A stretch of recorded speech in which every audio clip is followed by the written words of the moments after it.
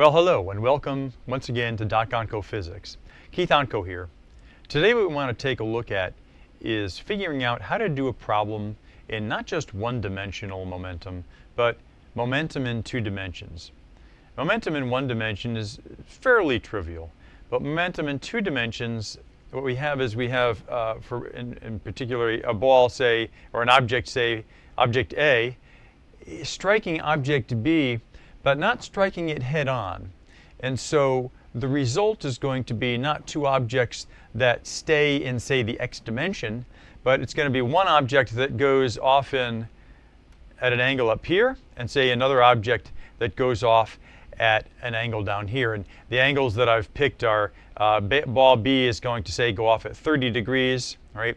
And then ball A is going to go off at 10 degrees. So what's going to happen is we have ball A here that is going to be traveling in this direction, and it is going to have a glancing blow onto ball B. And that's going to cause ball B to go up in this direction, all right? And it's going to cause ball A to go down in that direction, right? Initially, ball B has a velocity of 0, and initially ball A has a velocity in the x dimension only of 3 meters per second. So let's first take a look at the momentums that we have for each of the balls. So ball A has a momentum in the x direction equal to m times v. Well, the m is 2 kilograms, the mass is 2 kilograms, right? And the velocity is 3 meters per second. And so the momentum of ball A in the x dimension is going to be 6 kilogram meters per second. And what I'm going to do in a little bit is I'm going to leave the units off, and I know that's a big no-no sometimes, but in order to save space on the board here, we're probably going to leave the units off. All right, so that's the momentum in the x direction for ball A. The momentum in the y direction for ball A, well, we have no velocity in the y direction, so it is simply 0. So let's take a look at ball B. Ball B has no velocity in either direction, so the momentum of ball B in the x direction is going to be 0. The momentum of ball B in the y direction is also going to be 0. So now we have our total momentums, right? And the only momentum we really have is we have 6 kilogram meters per second due to ball A, the fact that ball A is traveling to the right. Right? So now what's going to happen is they're going to collide. Ball B is going to come up here, all right, at 30 degrees. Ball A is going to go down here at 10 degrees. So how are we going to analyze this?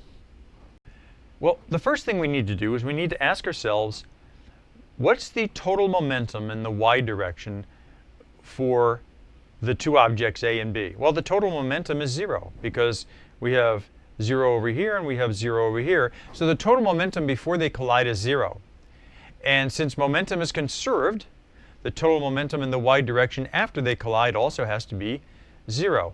So let's take a look at that. So what I'm going to do is I'm going to draw in some vectors, because remember, when things go off at angles, we don't deal with things at angles very well. We like to break them into their component parts. So I'm going to break the momentum for ball B up into its component part, its x component and its y component. Make believe those are straight lines, all right? And the same thing for ball A. Whoops, yeah, there we go. All right, its x component and its y component. Well, I would like to know what those x components and y components are. Well, if this is the momentum of ball B after they collide, the way I denote it is that, all right, P sub B prime, all right? It's the momentum of ball B prime. And this is going to be the momentum of ball A prime. So then what would this y side over here be for ball B, or object B? Well, it's going to be the momentum prime after they've collided for ball B in the y direction is simply going to be, since we have an angle of 30 over here, it's going to be the sine of 30 degrees times PB prime. Okay, and because I know that the sine of 30 degrees is 0.5, PB y prime is simply going to be equal to 0.5 PB prime. Okay, so now we have some way to identify the y component of the momentum of ball B after they collide. We're going to do the same thing with ball A. Notice, however, that ball A is moving in the negative direction. So this is going to be a negative value. The angle here is 10 degrees. So this is going to be the sine of 10 degrees. And we could say it's the sine of negative 10 degrees. But I'm more going to take the downward position of this into account. And so I'll add the negative sign in. So it's sine of 10 degrees times P A prime. Okay, and what is that? Well, the sine of 10 degrees happens to be 0.173.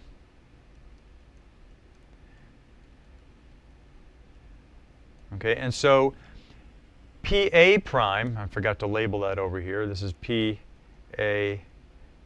prime in the y direction. PA prime in the y direction is going to be equal to sine of 10 degrees times PA prime, which is 0.173 PA prime.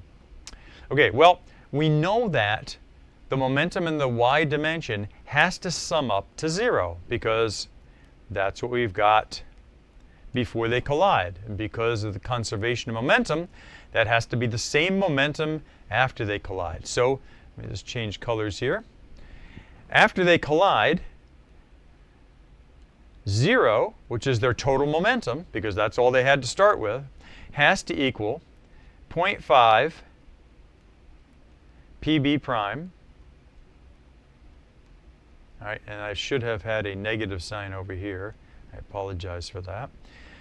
Minus 0.173 PA prime.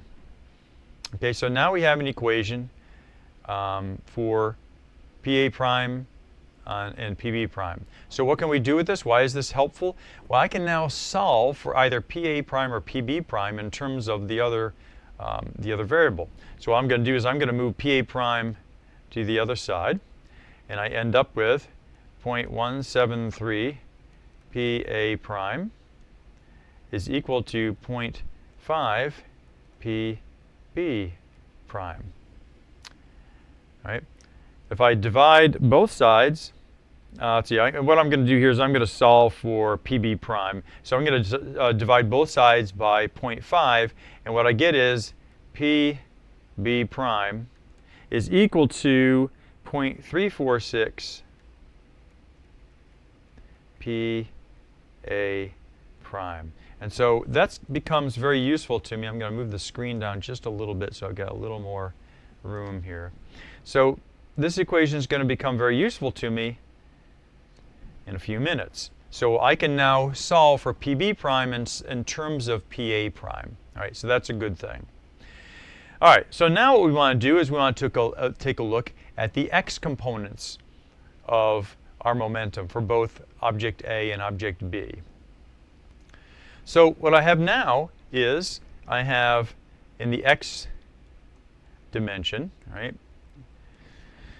What I've got is I've got this vector and I've got that vector, right? And I need to get the components of those vectors in the same way that I got the components in the y dimensions. So this vector up here, right, which is PBX prime, is going to be the cosine of 30 degrees times PB prime.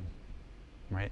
And by the same token, right, this vector up here, right, is going to be the cosine of 10 degrees times PA prime. Now those are both pointing to the right, and so they're both going to be positive. What was the momentum that we had before they collided? Well, the total momentum in the x dimension was, oh, I'm sorry, I'm putting the wrong thing here. The total momentum in the x dimension, is 6 kilogram meters per second. All right. So to write the x equation, what I'm going to have is 6, and I'm going to leave the units out because I'm running out of room, so I apologize for that. It's going to equal the two x components. Well, let's take PBY first. So it's going to be cosine of 30 degrees times PB prime, all right, plus the cosine of 10 degrees times PA prime. So there's my equation. Now what I can do is I can figure out, plug into the calculator what the cosine of 30 and the cosine of 10 are, and I end up with 6 is equal to 0.866 PB prime plus, and let's see, PA prime is 0.984, 0.984 PA prime. Cosine of 10 degrees is 0.984. All right, so now I've got another equation here that has PA prime and PB prime. So what have I got? I've got this equation, I've got this equation, I've got two equations, and I've got two unknowns. So what I'm going to do is I'm going to move the screen down a little bit here so that we can solve those. Okay, and what I'm going to do is I'm going to take and I'm going to substitute this equation over here into this. Since I've solved for PB prime, I want to plug that in, all right, and to get rid of PB prime, and I'll have everything in terms of PA prime. So let's do that. So now I'm going to have 6 is equal to 0.866 times PB prime. Well, PB prime is 0.346 PA prime. So 0.346 PA prime. All right, so that takes care of this term, plus 0.984 PA prime. Okay, so when I multiply 0.866 times 0.346, I get 0.299. So 6 is equal to 0.299 PA prime. And again, I'm going to just bring this down. This is 0.984 PA prime. And now I can add those two terms together, and I get 6 is equal to 1.28 PA prime. And I do a little arithmetic here, and I get a value for PA prime. All right, so I've plugged that into the calculator, and I get a value for PA prime equal to 4.67, and that's kilogram meters per second. All right, so now I've done the hard work. All right, how can we get PB prime? Well, that's pretty easy because I have an equation right here that says the PB prime is equal to 0.346 PA prime. So when I plug that in, I get a value for PB prime equal to 1.61 kilogram meters per second. All right. So I now have the momentums of both of my objects after they've collided. Can I get the velocity of either one of them? Sure, because remember that momentum P is just equal to mass times velocity. Well, if I have the momentum, all right, and I have the mass of each one of the objects is 2 kilograms, I can easily get the velocity. So let's get that for object A. So PA prime, right, PA prime is, 4.67 kilogram meters per second. And that's going to be equal to the mass, 2 kilograms, times VA prime. All right. I divide 4.678 by 2 kilograms. And what do we get? We get a value for VA prime equal to about 2.33 meters per second, depending on how much you round it. Right. If I want to get PB prime, if I want to get the velocity of object B prime, I can easily do that using the same methodology. So I hope that helps. That is objects colliding in 2 dimensions with conservation of momentum. If it helps, rewatch this. And again, I hope that helps, and have a great day.